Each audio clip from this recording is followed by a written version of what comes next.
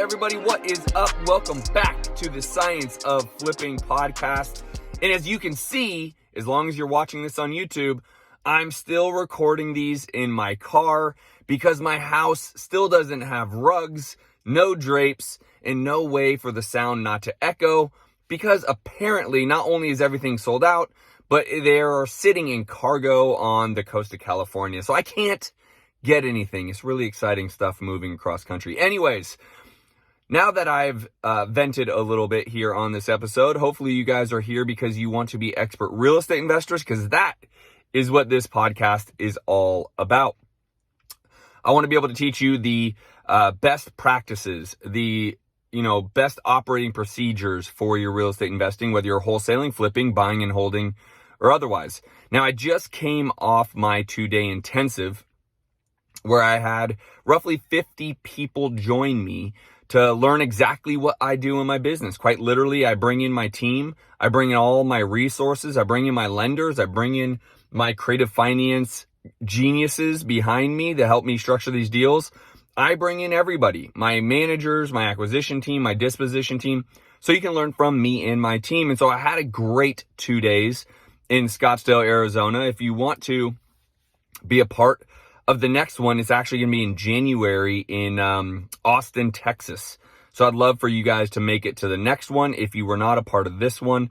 And so one of the things that came up was kind of best practices to become a badass wholesaler, specifically how to build your buyers list, right? So I went through kind of these best practices on what you can be doing daily to be building a badass buyers list. Now, a lot of people were saying hedge funds, iBuyers, get in touch with them. Now, they are right, okay? So you want to do a good job getting in touch of and in front of these hedge fund buyers, iBuyers, etc. Now, a lot of the people who are connected to them are agents. So here's what I actually like to advise doing, rather than trying to, navigate calling them and things of that nature, which they are becoming more readily available. But with that said, I will tell you one best strategy to consistently build your buyers list, but also get in front of these hedge funds, is realtors. Okay, realtors typically have those relationships because hedge funds tend to lean on realtors a ton.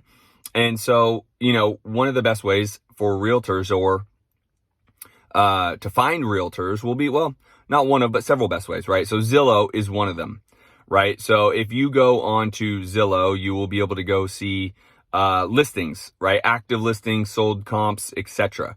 Reach out to those agents in that area. Now, you might be thinking, Justin, but I don't have a deal yet. I have nothing to reach out to them for. Yeah, you might not, but your other wholesalers might. And that's where you can leverage other people's deals to at least open the conversation.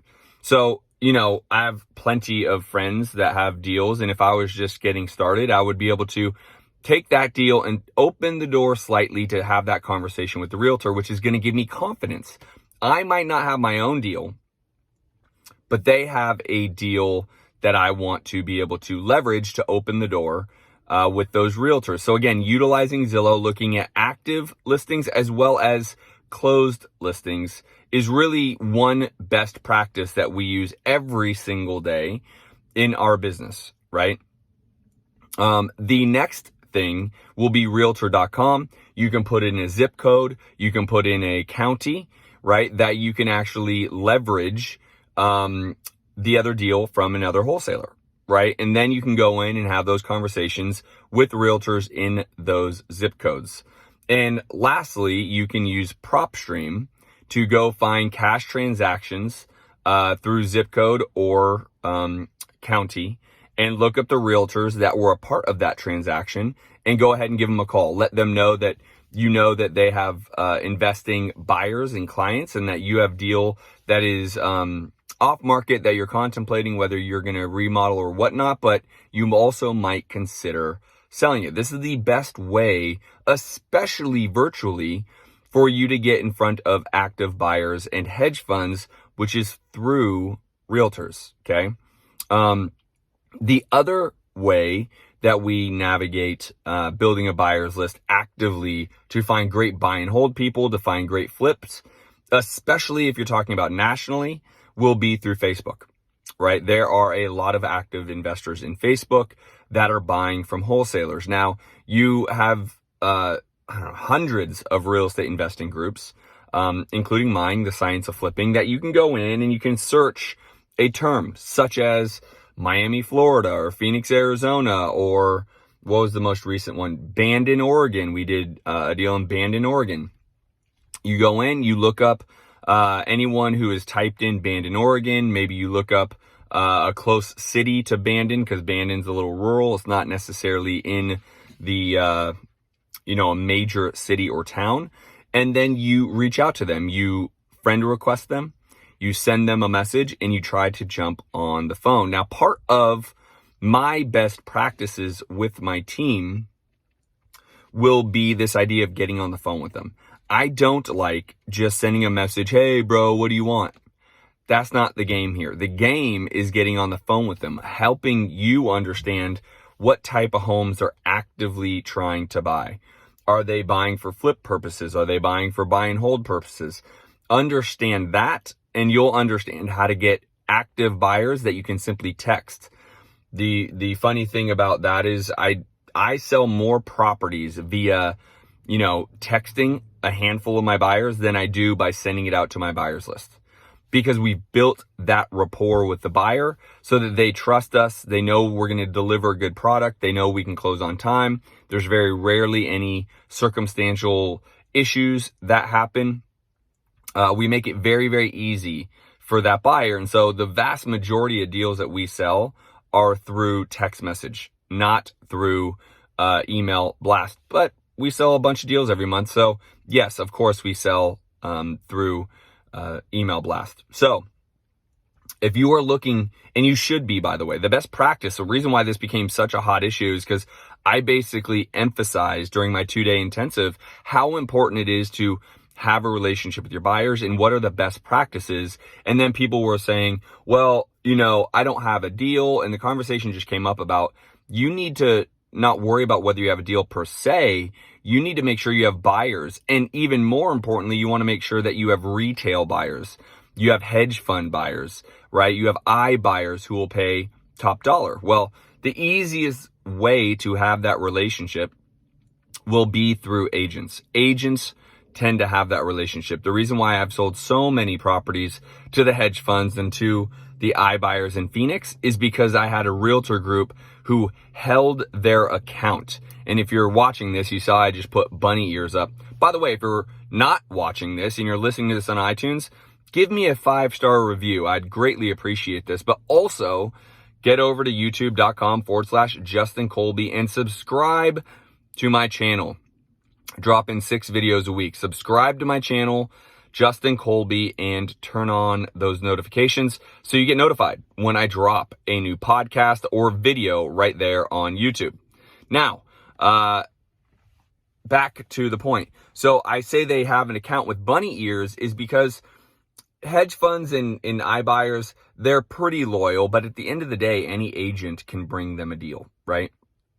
And they need to buy. Now, again, I'm going to remove this because I've already talked about it, but yes, Zillow has stopped buying. I understand that. They're selling off properties. There are still a ton of funds buying right now. I can think of Progressive, Blackstone, and Blackstone has like 7, 10, 12 different entities they buy in. SFR is the main one that I can think of. They have like SFR1, SFR2, 3, etc. Invitation Homes, Rooftop. I mean, there's plenty of them, right? And so you need to find them. The best way to find them is through a realtor, because the realtor is going to be able to get a commission on their sale of property or get a commission on their buy, right? And so I now have learned recently, we just sold our first deal in a true assignment to a fund out in Phoenix, that they took an actual true assignment. We didn't have to get very creative, and it worked and it closed, and we are very happy about that, because prior to that, we were doing a lot of kind of creative stuff and splitting commissions and things of that nature to try to get their deals closed. So I digress. I circle back to this. I don't care where you're at in your business. I don't care if you're a newbie or a veteran. I'm 14 years deep in this game, and my business is consistently adding buyers. I would say, and I'm going to confirm this, we're adding anywhere from 5 to 10 buyers a day to our buyers list. Now, we're buying and wholesaling nationally. So, our number, I want our number to be even larger, right? We are, getting deals contracted in states we don't know people. So I want more than 5 to 10 because we're getting deals done in Jersey and New York and Kansas and Oregon and Texas and, Kansas. I already said Kansas, but just to name a few states that we're getting deals done in that we don't necessarily have those buyers. So it doesn't matter where you're at in your business. I don't care if you're a newbie. I don't care if you're a veteran. You need to be building your active buyers list. Zillow, PropStream, Realtor.com are the easiest ways. If you go to PropStream, just put in promo code TSOF. Go to tsofdata.com, tsofdata.com. Put in promo code TSOF. They will give you a free 10,000 person list download. Okay. Free 10,000 person list download. Utilize it, take advantage of it, and start building the active buyers list. Now, again, if you're listening to this on iTunes, give a 5-star review. I would love that. But just as importantly, get over to YouTube, youtube.com/Justin Colby. Subscribe to my channel and make sure you are turning on those notifications so you see when each and every one of my videos drop. Hopefully it's found you well. I look forward to talking to you guys on the next podcast. See ya when I see ya. Peace.